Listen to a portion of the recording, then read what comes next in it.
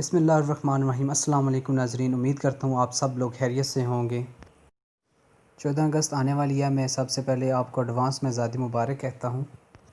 لیکن آج کی یہ ویڈیو لبنان کے اوپر ہے۔ لبنان کے شہر بیروت سے بہت ہی افسوسناک خبر آئی ہے۔ وہاں پہ بم دھماکہ ہوا جس میں تقریباً 100 سے زائد افراد جاں بحق ہوئے اور 3500 سے زائد افراد کے زخمی ہونے کی اطلاعات ہیں۔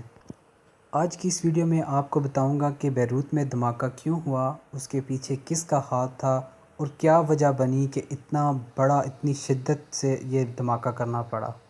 سب سے پہلے میں آپ ناظرین سے یہی کہوں گا کہ میرے چینل کو سبسکرائب کیجئے، لائک کیجئے اور بیل کے آئیکن کو پریس کیجئے۔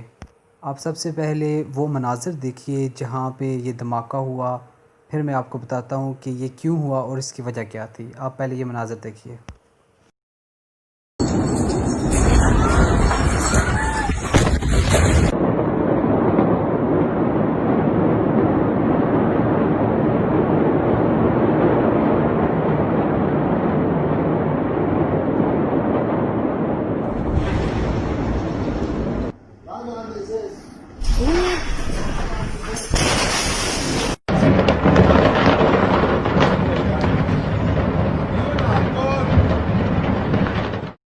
جی ناظرین، آپ نے دیکھا کہ کتنی شدت کے ساتھ یہ دھماکہ ہوا، کتنا زوردار یہ دھماکہ تھا کہ آپ یقین کریں کہ جرمنی کی جو ارتھ کوئک میئر کرنے والی ادارہ ہے جو زلزلے کو ماپتے ہیں، انہوں نے بتایا کہ یہ اس دھماکے سے 3.5 یعنی 3.5 کا شدت کا یہ زلزلہ آیا۔ اتنا زوردار دھماکہ تھا یہ۔ اس دھماکے میں جو مواد یوز ہوا وہ کون سا تھا، وہ میں آپ کو بتاتا چلوں کہ وہ امونیم نائٹریٹ تھا۔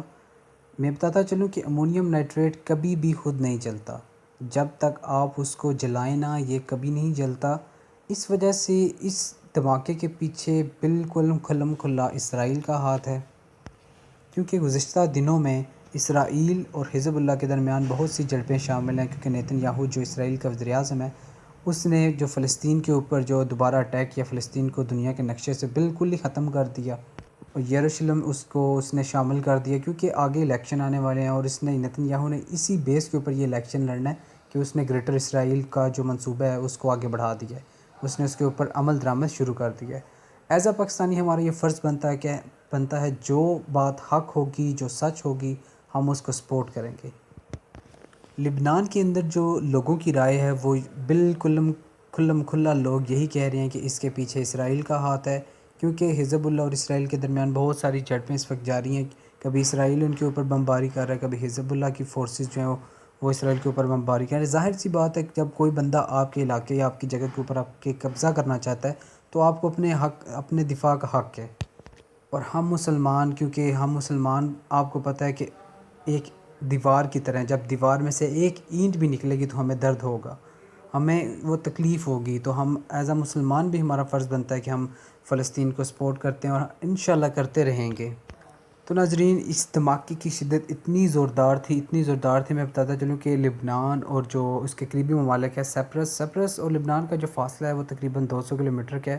تو آپ یقین کریں کہ سپرس کے جو عوام ہے، جو وہاں کی جو عوام ہے، اس نے بتایا کہ اس دھماکے کی جو آواز تھی وہ وہاں تک سنائی گئی۔ اب آپ خود اندازہ لگا لیں کہ 200 کلومیٹر کا فاصلہ کتنا ہوتا ہے۔ اب اسرائیل کا یہ دھماکہ کر کے پیغام کیا پہنچانا چاہتا تھا؟ اسرائیل یہ پیغام پہنچانا چاہتا تھا کہ وہ اب بھی عرب کے اوپر بالکل زوردار ہے اور عرب کے اوپر حاوی ہے، اور یہ بات بالکل حق سچ ہے، کیونکہ دبئی، سعودی عربیہ، مصر، عراق یہ اور شام یہ بالکل اس کے سامنے گھٹنے ٹیک چکے ہیں۔ ہمارے اگر دبئی کی بات کریں تو یہ تو بالکل ہی جناب آپ کہہ لیں کہ فارغ ہو کر بیٹھے ہوئے ہیں، ان کے پاس کوئی ایسا سلسلہ نہیں ہے کہ جس کے ذریعے جنگ کریں، ان کے پاس کیا ہے، یہ کچھ بھی نہیں کر رہے۔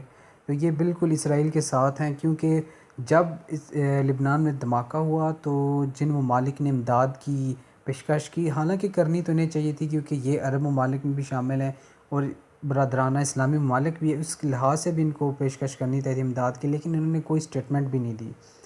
تو امداد کے لیے سب سے پہلے آسٹریلیا نے کہا، پھر ملیشین وزیر اعظم، ہم ان کو سلام پیش کرتے ہیں، تو انہوں نے جناب انہوں نے پیشکش کی کہ آپ جیسی بھی امداد چاہتے ہیں یا کوئی بھی مدد آپ چاہتے ہیں تو وہ ہم کرنے کے لیے تیار ہیں، اور سپرس جو بالکل قریب تھا وہاں سے امدادی ٹیمیں جو ہیں وہ لبنان کی طرف روانہ کی گئی، کیونکہ وہ قریبی تھا، ہمسایہ ممالک تو انہوں نے تو امداد کرنی ہی کرنی تھی۔ مگر آپ اندازہ لگائیں کہ یہ جو ممالک ہیں سعودی عربیہ، اس کے بعد مصر، عراق، شام، یہ ان لوگوں کا کام بنتا تھا، فرض تھا کہ کچھ نہ کچھ کہتے، کچھ نہ کچھ امداد کرتے لبنان کی، تاکہ کل ان کے اوپر کوئی مشکل وقت آتا تو وہ بھی ان کے ساتھ آ کے کھڑے ہوتے۔ لیکن آج جب یہ ان کے ساتھ کھڑے نہیں ہو رہے تو کون آگے ان کے ساتھ کھڑا ہوگا؟ کرونا کی وجہ سے آگے ہی ساری مارکیٹ کلیش میں ہے، سب اکانومی ڈاؤن پڑی ہے، اور اوپر سے اس طرح کی نیوز اور اس طرح کے جو فیصلے ہمارے مسلمان حکمران کر رہے ہیں، ہمیں نہیں پتہ کہ یہ دنیا کس طرف جا رہی ہے، ہمارا فیوچر کیا ہے، کوئی بندہ یہ اندازہ نہیں لگا سکتا کہ آنے والا وقت کیسا ہوگا۔ میں آپ کے لیے دعا کر سکتا ہوں، اپنا خیال رکھیے، اللہ پاک آپ سب کو اپنی حفظ و ایمان میں رکھے، ہمارے ملک کو، ہماری عوام کو، آپ کے گھر والوں کو، سب کو اپنے حفظ و ایمان میں رکھے۔ میری طرف سے آپ سب کو سلام اور دوبارہ آزادی مبارک۔ اپنا خیال رکھیے، اپنے گھر والوں کا خیال رکھیے۔ اللہ حافظ ناصر۔